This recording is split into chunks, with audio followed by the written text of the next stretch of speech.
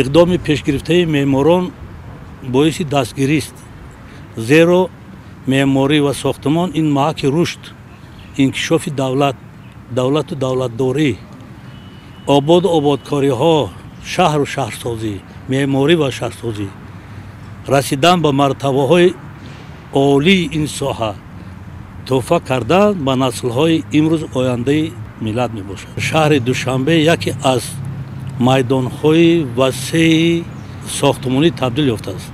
ин қадар сохтмону ин қадар ободиҳо, ин қадар зебогиҳоро дида ман гуфтаниям ки Душанбе шаҳри дилоро, шаҳри орзуҳо, шаҳри ҷавонӣ, шаҳри орзуву орзуҳои ҳар як тоҷики тоҷикистонӣ. Душанбе дар қатори дигар шаҳрҳои зебои дунё бо ҳашамату зебогии худаш омад меафрӯзад.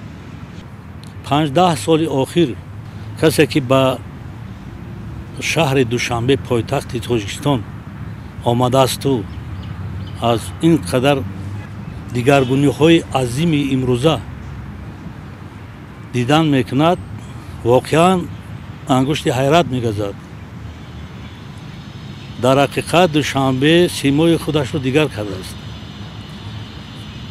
даҳҳо иншоотҳое ки дар тӯли даврони истиқлол бунёд гардиданд,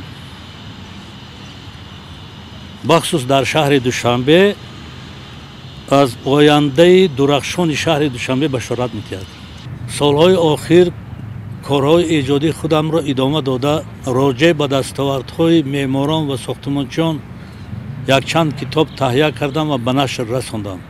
аз он ҷумла бахшида ба ҷашни пурифтихори 30-солагии истиқлолияти давлати ҷумҳурии Тоҷикистон китоби мусаввири таҳти унвони иншоотҳои даврони истиқлол таҳия кардам ва дар доираи имкониятҳо ба нашр расондам.